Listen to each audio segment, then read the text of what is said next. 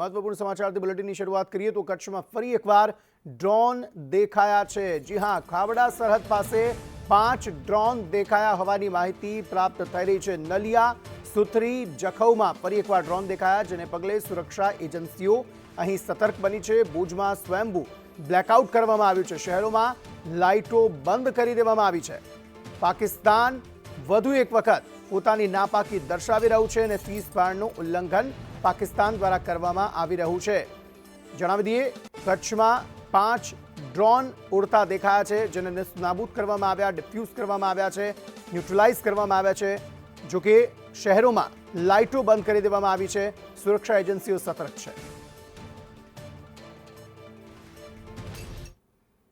આ તરફ દ્વારકાના ભાંડવડમાં સતત બીજા દિવસે આજે બ્લેકઆઉટ જાહેર કરાયું। સાંજે 7 વાગ્યાથી સવારે 6 વાગ્યા સુધી બ્લેકઆઉટ માટેનો નિર્ણય લેવાયો। પોલીસ દ્વારા સતત પેટ્રોલિંગ હાથ ધરવામાં આવી રહ્યું છે। મામલતદાર કચેરીમાં અધિકારી અને કર્મચારીઓ હાલ સ્ટેન્ડ બાય જોવા મળી રહ્યા છે।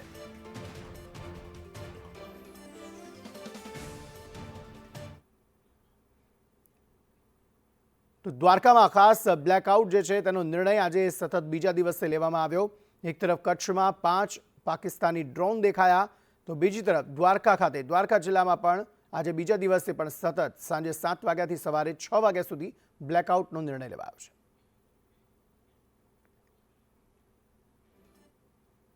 દ્વારકાના જગત મંદિરમાં સાંજે 7:30 વાગ્યાથી લાઇટો બંધ થઈ ગઈ છે। મંદિર પણ બંધ થઈ ગયું છે। સાંજે 7:30થી દ્વારકામાં સ્વૈચ્છિક બ્લેકઆઉટ જાહેર કરાયું છે। સાંજે 7:30 વાગ્યાથી આવતીકાલે સવાર સુધી તમામ મંદિરો બંધ રહેશે, તેની લાઇટ પણ બંધ રહેશે। ઇમરજન્સી સિવાય ઘરની બહાર ન નીકળવા માટે લોકોને અપીલ કરવામાં આવી રહી છે। સુરક્ષાના કારણોસર દ્વારકા જિલ્લા તંત્ર એલર્ટ પર છે। વહીવટીતંત્ર દ્વારા નાગરિકોને સહયોગની અપીલ કરવામાં આવી રહી છે। અત્યારે એ નક્કી કરેલું છે કે 7:30 જે બ્લેકઆઉટ કરવાનું છે, 7:30 આપણે બ્લેકઆઉટ કરી દઈએ છીએ। બધાએ આજે એ પણ કર્યું। મંદિરના ચોકમાં પણ આપણે લાઇટો બંધ કરી અને દર્શનાર્થીઓ અંદર સેવા પૂજાનો ક્રમ ઠાકોરજીનો છે, એને આપણે ડિસ્ટર્બ કરવાનો કોઈ જ ગણતરી નથી ને અત્યારે એવી કોઈ જરૂર નથી। એટલે મંદિરમાં પણ ભક્તોની એન્ટ્રી જે સાંજની આરતી આપણી પતે છે એ પછી વહેલી બંધ કરી અને 7:30 પછી આપણે એન્ટ્રીને રિસ્ટ્રિક્ટ કરીએ છીએ। તરફ ગુજરાતમાં કમોસમી વરસાદ હવે જાણે કે જવાનું નામ જ નથી લઈ રહ્યો। આજે ફરી એકવાર રાજ્યના જુદા જુદા જિલ્લાઓમાં કમોસમી વરસાદ પડ્યો હતો, જેમાં બનાસકાંઠા, શામળાજી, ઊંઝા, કચ્છ, પોરબંદર, જામનગર, દ્વારકા સહિતના જિલ્લામાં કમોસમી વરસાદ પડ્યો હતો। પોરબંદરના બરડા પંથકના બગવદર, મજીવાણા, સોઢાણા, મોઢવાડિયા સહિતના ગામોમાં વરસાદ ખાબક્યો હતો। તો અમરેલીના બગસરામાં સતત 6ઠ્ઠા દિવસે વરસાદ નોંધાયો છે। ભારે પવન સાથે વરસેલા ધોધમાર વરસાદથી ખેડૂતોના માથે હાલ ચિંતાના વાદળો ઘેરાઈ ગયા છે। ગ્રામ્ય પંથકોમાં સતત વરસી રહેલા વરસાદને કારણે ખેડૂતોમાં ચિંતાનું મોજું ફરી વળ્યું છે। મગ, અડદ, તલ સહિતના પાકોનું વાવેતર કરનારા ખેડૂતોમાં ચિંતા જોવા મળી રહી છે।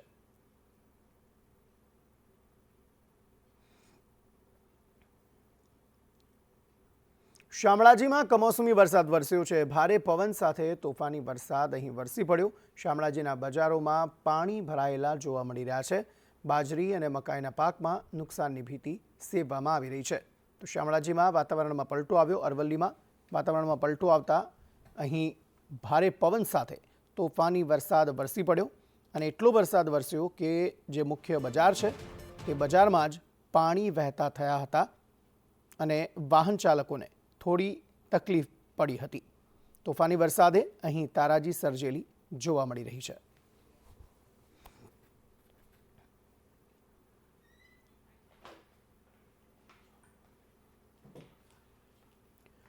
તો આ તરફ ઊંઝામાં વાતાવરણમાં પલટો આવ્યો। વરસાદથી વાતાવરણમાં અહીં ઠંડક પ્રસરી છે। તો ઊંઝામાં પણ વાતાવરણમાં પલટો આવતા વાતાવરણમાં ઠંડક પ્રસરી હતી અને ખેડૂતોમાં ખાસ આ મામલે પણ ચિંતા જોવા મળી, કારણ કે ઊભા પાકને નુકસાની જે છે તે ખેડૂતો સેવી રહ્યા છે, જેને પગલે હાલ રાતા પાણી રડવાનો વારો જે છે તે અહીંયા ખેડૂતોને આવ્યો છે।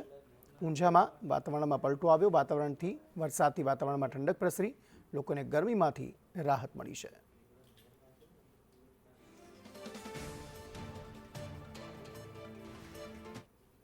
આ તરફ રાજ્યમાં ફરી કમોસમી વરસાદે ખેડૂતોની ચિંતા વધારી છે। ત્યારે પોરબંદર જિલ્લામાં કમોસમી વરસાદના કારણે ખેડૂતોના પાકને ભારે નુકસાન થયું હોવાનું સામે આવ્યું છે। જેમાં ઘેડ પંથક અને બરડા પંથકમાં ભારે વરસાદ પડ્યો છે, ત્યારે બરડા વિસ્તારના ભગવદર, મજીવાણા, સોઢાણા અને મોઢવાડા સહિતના 10 થી 12 ગામોમાં કમોસમી વરસાદ વરસતા ખેડૂતોને ભારે નુકસાન થયું હોવાનું સામે આવ્યું છે. બરડા વિસ્તારમાં ખેડૂતો મોટાભાગે મગની ખેતી કરે છે અને કમોસમી વરસાદને કારણે મોટું નુકસાન થયું હોવાનું ખેડૂતોએ જણાવ્યું હતું. બરડા અને ઘેડ વિસ્તારના ખેતરોમાં વરસાદી પાણી ભરાઈ જતા મોટા પાયે ખેડૂતોને નુકસાન થયું છે. અને મેં ઉનાળુ પાક મગ વાવેલા હતા 4 વીઘા જેવા, જે આ કમોસમી વરસાદના લીધે મારો પાક આખો ધોવાણ થયેલ છે. જેમાં બિયારણનો ખર્ચો અને ઘણો અન્ય ખર્ચો અમને માથે પડે એમ છે. અમે તલનું, મગનું, બાજરાનું વાવેતર કરેલ હતું, જે પાક તૈયાર થયા આવ્યો હતો ને આ વરસાદ આવ્યો, એમાં બધું નિષ્ફળ જાહે. આમાં સરકાર કંઈ મદદ કરે તો ભલા, કે બધા ખેડૂતનો મરો છે. અમે તરબૂચ, ટેટીનો, મગનો એ બધો પાક વાવેલો હતો, એ સંપૂર્ણ નાશ થઈ ગયેલો હોય. એ માગણીમાં તો બીજું કંઈ નથી, સરકારે અમને મદદરૂપ થાય, સહાય કરે ખેડૂને. ઘણા રોજીવાળા, ઈશ્વરિયા, સિમર, અડધું ભૂમિયાદર અને પારાવાળાની અંદર વરસાદ ચાલુ થયો છે. ખૂબ આજે વરસાદ 2-2.5 ઇંચ જેવો રોજીવાળા, ઈશ્વરિયા અને સિમરની અંદર વાયા વેકરા આવ્યા, એટલો વરસાદ થયો છે. અને આ ગામડાઓની અંદર જ મોટા ભાગને 100% મગના વાવેતર કરેલા આ ગામડા છે. આ તરફ મહેસાણાના ખેરાલુમાં કમોસમી વરસાદ વરસ્યો છે. ખેરાલુ શહેરમાં ભારે પવન સાથે વરસાદ વરસ્યો. નીચાણવાળા વિસ્તારોમાં પાણી ભરાયા હતા. તાલુકાના ગ્રામ્ય વિસ્તારોમાં પણ વરસાદ વરસ્યો છે. ગ્રામ્ય વિસ્તારોમાં રોડ પર વૃક્ષ ધરાશાયી થયા હોય તેવા પણ બનાવો બન્યા છે. ખેરાલુ પંથકમાં મોડી સાંજે ગાજવીજ સાથે વરસાદ ખાબક્યો હતો, જેમાં ખેરાલુ શહેર અને તાલુકાના આસપાસના ગામડા વિઠોડા હોય, મલેકપુર હોય, ગઠામણ હોય સહિતના આજુબાજુના ગામડા વિસ્તારમાં પણ વરસાદ ખાબક્યો છે. ત્યારે ખેરાલુ શહેરની વાત કરવામાં આવે તો ખેરાલુ શહેરની અંદર દેસાઈવાડાથી જીબીનો રોડ હોય કે અલગ અલગ વિસ્તાર હોય, જેમ કે ખોખરવાડા સંઘ વિસ્તાર હોય, ખાડિયા વિસ્તાર હોય, તમામ જગ્યાએ અત્યારે નીચાણવાળા વિસ્તારોમાં પાણી ભરાયા છે. અંદાજે 5 mm થી વધુ વરસાદ ખાબક્યો હોવાનું સામે આવી રહ્યું છે. ત્યારે આ કમોસમી વરસાદમાં જ જો આવા નીચાણવાળા વિસ્તારોમાં પાણી ભરાતા હોય તો હજુ પણ આવનારા સમયની અંદર વરસાદ ભારે આવવાની શક્યતાઓ વર્તાઈ રહી છે. ત્યારે કેટલું પાણી ભરાશે અને તંત્રની સામાન્ય કમોસમી વરસાદમાં પોલ ખોલી દેતું સામે આવી રહ્યું છે. મનોજ ઠાકોર, સંદેશ ન્યૂઝ, ખેરાલુ. તરફ સાબરકાંઠાના ઈડર સહિતના વિસ્તારોમાં પણ વરસાદ વરસ્યો છે. હિંમતનગર અને વડાલીમાં પણ કમોસમી વરસાદે દેખા દીધી.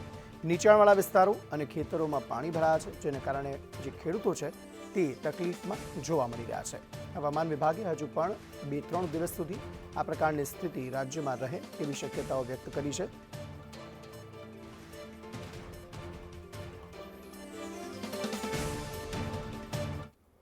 જામખંભાળિયાના ભીંડા ગામે ધોધમાર વરસાદ વરસ્યો. મુશળધાર વરસાદને પગલે બજારોમાં પૂરની સ્થિતિ સર્જાઈ ગઈ. કમોસમી વરસાદથી નદીઓમાં નવા નીર આવ્યા હતા. જગતના તાત દયનીય સ્થિતિમાં મુકાયા છે. ઉનાળુ પાકમાં ભારે નુકસાન જવાની ભીતિ સેવવામાં આવી રહી છે.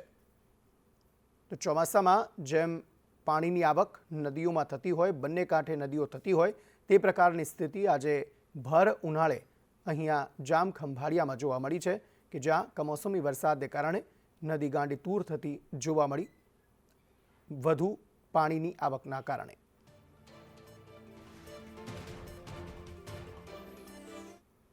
આ તરફ ડાંગ જિલ્લામાં સતત 6 દિવસથી વરસાદ વરસી રહ્યો છે. સાપુતારા તળેટી વિસ્તારમાં ધોધમાર વરસાદ વરસી રહ્યો છે. વઘઈ તાલુકામાં પણ કમોસમી વરસાદ વરસ્યો છે. વઘઈમાં આકાશમાં મેઘધનુષ પણ દેખાયું હતું. સાપુતારા તળેટી વિસ્તારમાં ધોધમાર વરસાદ વરસ્યો છે.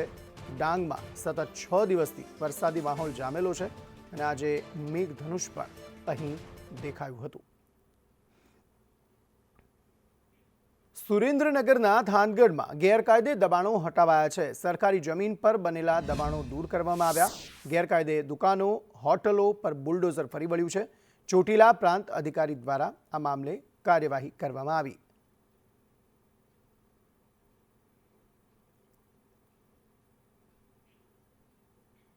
આ તરફ જૂનાગઢના માણાવદરમાં એક યુવકની હત્યા થઈ છે. બોથળ પદાર્થ મારી આ યુવાનની હત્યા કરાઈ હતી. મૃતદેહને પાણીમાં ફેંકી આરોપીઓ ફરાર થઈ ગયા હતા.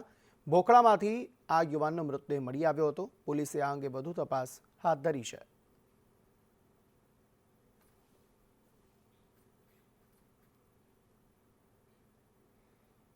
બોટાદમાં વેલ માછલીની ઉલટી સાથે એક શખ્સ ઝડપાયો છે. બોટાદ એસઓજીએ આ શખ્સને પકડી પાડ્યો.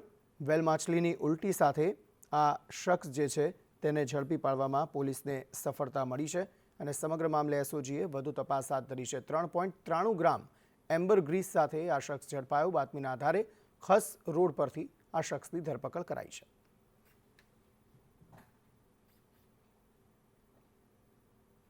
રાજ્યમાં કમોસમી વરસાદને કારણે ઠેર ઠેર નુકસાન થયું છે. ત્યારે અમદાવાદમાં નહેરુનગર પર ભૂવો પડ્યો. જ્યારે શહેરમાં રોડ રસ્તા તો વરસાદ બાદ ધોવાયા સાથે ભૂવાઓ પડવાનું પણ શરૂ થયું છે. એક તરફ ડ્રેનેજની અધૂરી કામગીરીથી પ્રજા પરેશાન છે તો બીજી તરફ ભૂવો પડતા ટ્રાફિકના કારણે લોકોને હાલાકી ભોગવવી પડી રહી છે.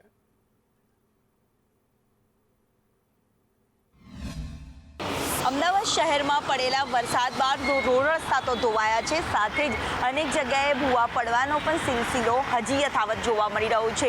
હજી ચોમાસાની શરૂઆત નથી થઈ તે પહેલાં કમોસમી માવઠાના કારણે શહેરીજનોની મુશ્કેલીમાં તો વધારો થયો હતો, સાથે જ આ ભૂવા પડવાનો પણ સિલસિલો હવે યથાવત જોવા મળી રહ્યો છે. અમદાવાદ શહેરના વિવિધ વિસ્તારોમાં આ ભૂવાઓ છે તે સતત પડી રહ્યા છે. જ્યારે નહેરુનગર પાસેનો જે રોડ છે તે આખો બેસી ગયો છે અને સાથે સાથે કામગીરી ક્યાંક અધૂરી હોવાના કારણે બેરિકેડ હજી પણ લગાવેલા યથાવત જોવા મળી રહ્યા છે. તો બીજી તરફ ભૂવા પડવાનો પણ સિલસિલો યથાવત જોવા મળી રહ્યો છે. ત્યારે તંત્ર દ્વારા કામગીરી નહીં પરંતુ બેરિકેડ મારીને કામ કર્યાનો સંતોષ માનવામાં આવી રહ્યો હોય તેમ લાગી રહ્યું છે. છેલ્લા ઘણા સમયથી પડેલી અધૂરી કામગીરી છે તે પૂરી કરવાની હજી બહુ દૂરની વાત રહી, પરંતુ હજી ભૂવા પડી રહ્યા છે ને ત્યાં માત્ર બેરિકેડ લગાવીને રસ્તો કોર્ડન કરવામાં આવી રહ્યું છે. કેમેરામેન મનીષ વાણિયા સાથે દિવ્યા ચૌહાણ, સંદેશ ન્યૂઝ, અમદાવાદ. દ્વારકાનું જગત મંદિર સાંજે 7:30 વાગ્યાથી બંધ કરી દેવાયું. સાંજે 7:30થી દ્વારકામાં સ્વૈચ્છિક બ્લેકઆઉટ પણ કરાયું છે. સાંજે 7:30થી સવારે 5 વાગ્યા સુધી તમામ મંદિરો બંધ રહેશે. ઇમરજન્સી સિવાય ઘરની બહાર લોકોને ન નીકળવા માટે અપીલ કરાઈ છે. સુરક્ષાના કારણોસર દ્વારકા જિલ્લા તંત્ર પણ એલર્ટ પર છે. વહીવટી તંત્ર દ્વારા નાગરિકોને સહયોગની અપીલ કરાઈ છે.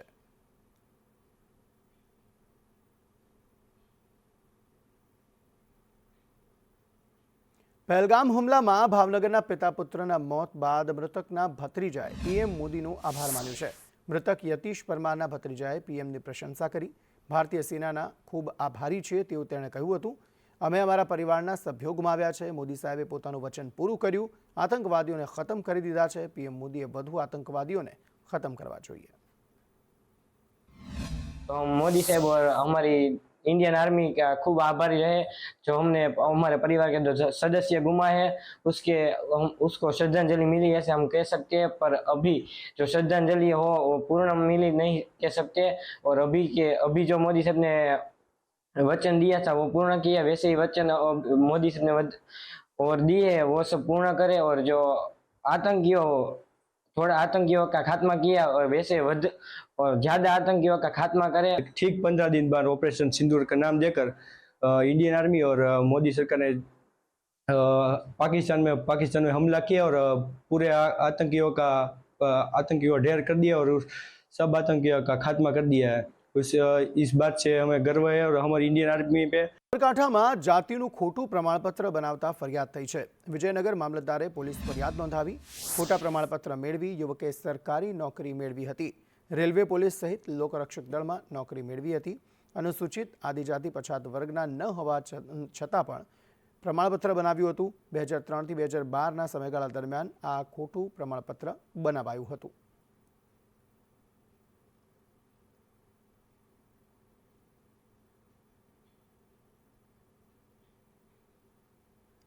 સુરતમાં એક યુવકનું શંકાસ્પદ મોત થયું છે. જુગાર રમવા ગયેલા યુવકનું મોત થયું. હજીરા રોડ ભાટપુર ગામનો આ બનાવ છે.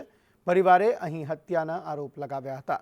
મૃતદેહ સિવિલ હોસ્પિટલ ખસેડાયો છે અને પોલીસે વધુ તપાસ હાથ ધરી છે.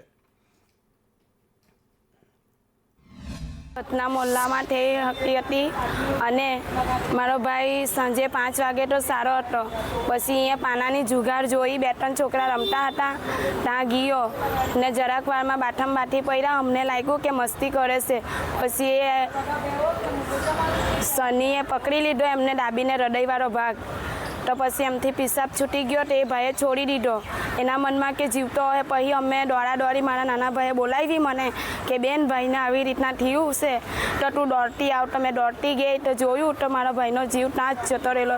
અમે 108ને બોલાવી. 108 વાળાએ તપાસ કર્યું.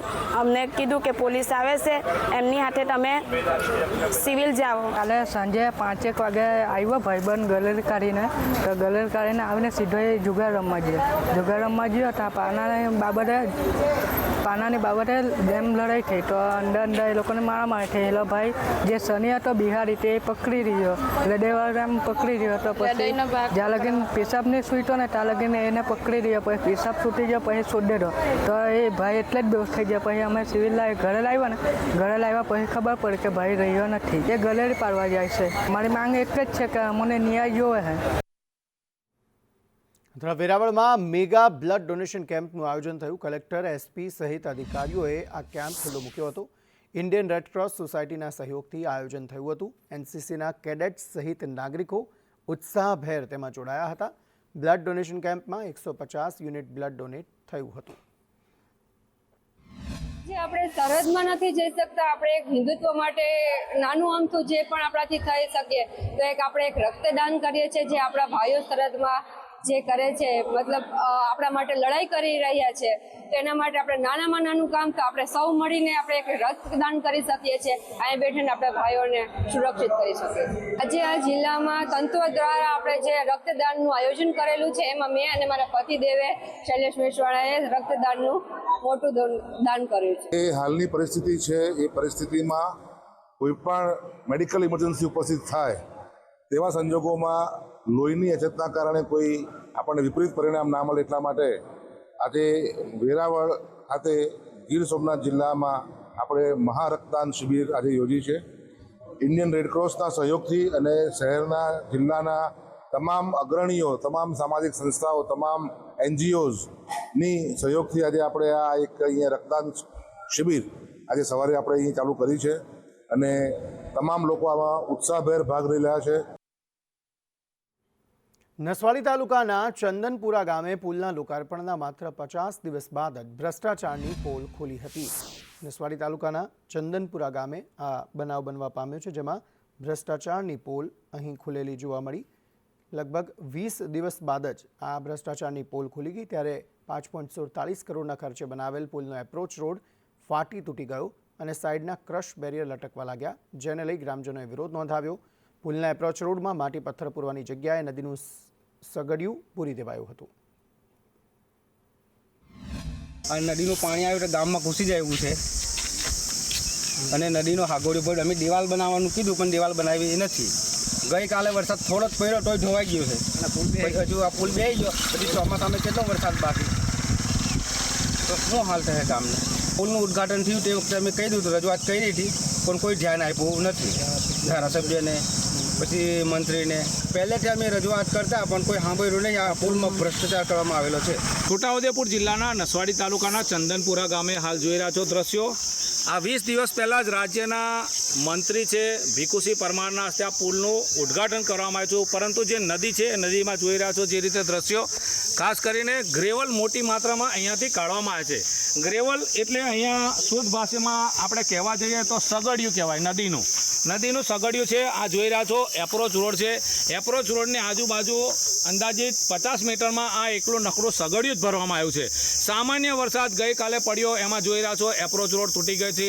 આ એવા આદિવાસીઓ છે કે આ જ્યારે કામગીરી ચાલતી હતી ત્યારે એ લોકોએ અવારનવાર રજૂઆત કરી કે ભાઈ આ જે એબેટમેન્ટ છે પુલનું એની અંદર માટી ભરો અને પથ્થર ભરો, જે એસ્ટિમેટમાં જોગવાઈ છે. છતાંય પણ આજે જોઈ રહ્યા છો સામાન્ય વરસાદમાં જે ગ્રેવલ છે ગ્રેવલ બેસી જતાની સાથે જ હાલ આ જે એપ્રોચ રોડ છે તે તૂટવા લાગ્યો છે ને જે ક્રશ બેરિયર છે એની જે રેલિંગ છે એ રેલિંગ પર ક્યાંક ને ક્યાંક ભ્રષ્ટાચારને લઈ હવે લટકી રહી છે.